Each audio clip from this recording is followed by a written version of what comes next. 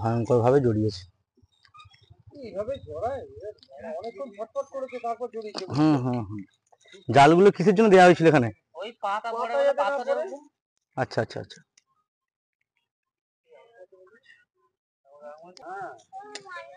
এরা জঙ্গলে জঙ্গল দিয়ে ছাড়বে, পাড়া গায়ে ছাড়বে নাকি জঙ্গলে ছাড়বে।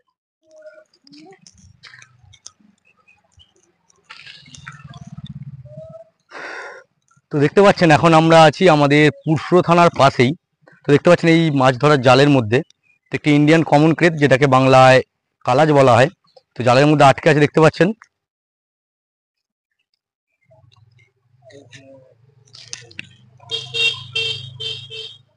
তো দেখতে পাচ্ছেন মাথাটা খুব বাজেভাবে জড়িয়ে গেছে।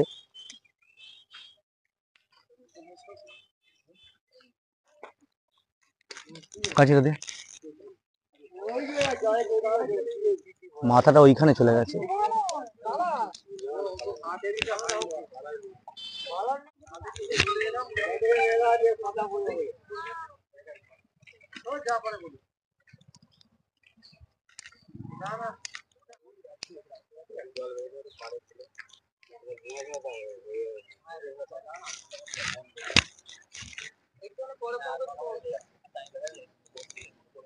দে দে দে তো লাঠি, স্টিকটা দে, স্টিকটা।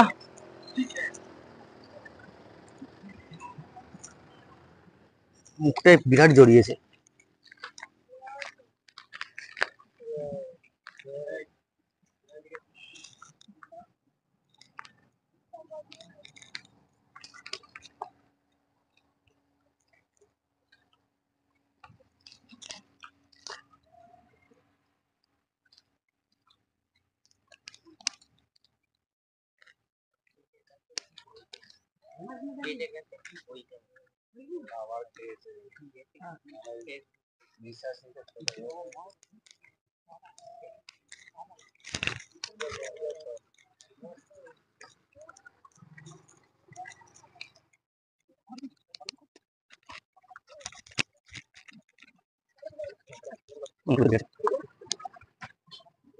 হুম।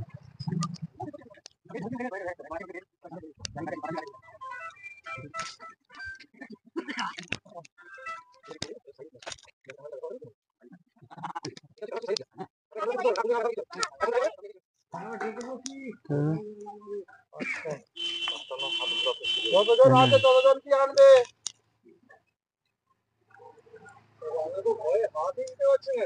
হুম। হ্যাঁ হালকা বিস্কুটে হাত দিয়ে যায় না। আরে ও তো মোটর ধরে রেখেছে, ভয় পাচ্ছিস কেন? হ্যাঁ এরা জঙ্গলে জঙ্গল দিয়ে ছাড়বে, পাড়া গায়ে ছাড়বে নাকি জঙ্গলে ছাড়বে। এখানে নয়, আরে মুখের মধ্যে ঢুকে রয়েছে তো জলটা, ওই জন্য কাবু হয়ে গেছে।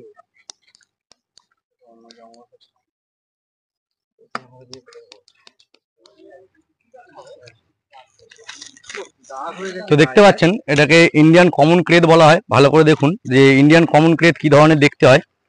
তো এই ধরনের কালোর উপরে জোড়া জোড়া ডোরা কাটা দাগ থাকে। তো এর মধ্যে যে ভেনমটা পাওয়া যায় তাকে নিউরোটক্সিন ভেনম বলা হয়, যেটাকে নার্ভ বিষ বলে। তো এই ধরনের সাপ কামড় দিলে সোজাসুজি সরকারি হসপিটালে যাবেন। কোনো রকম ঝাড়ফুঁক বা ওজাগুনির মধ্যে পড়লে কিন্তু মৃত্যু হতে পারে। তো এর আরেক নাম সাইলেন্ট কিলার। তো সাইলেন্ট কিলার বলার কারণ হচ্ছে এরা মানুষ যখন ঘুমে থাকে সেই সময় এরা কামড় দেয়। এদের দাঁত এতটাই সূক্ষ্ম যে এদের দাঁতের বাইট মার্ক পর্যন্ত বোঝা যায় না। সেই জন্য অনেক সময় কোনো জ্বালা যন্ত্রণা ছাড়াই অনেক মানুষের মৃত্যু হয়ে যায়, তাই একে সাইলেন্ট কিলার নামে জানা হয়ে থাকে।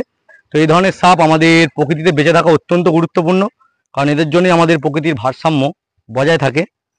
তো চলুন একে আপাতত প্যাক করে নিয়ে এর সাধারণ পরিবেশে যে আমরা মুক্ত করবো। ডিবারে দাও দেখি, মুক্তা মুক্তা মুক্তা।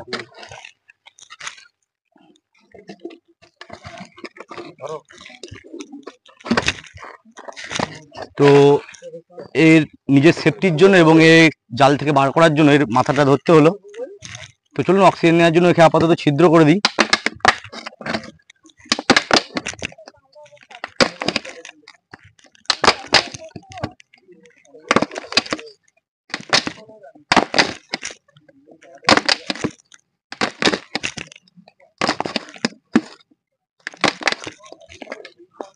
তো চলুন দেখা হচ্ছে নেক্সট কোনো ভিডিওতে কোনো জীবজন্তুকে বাঁচাতে। এখনকার আমাদের জয় হিন্দ।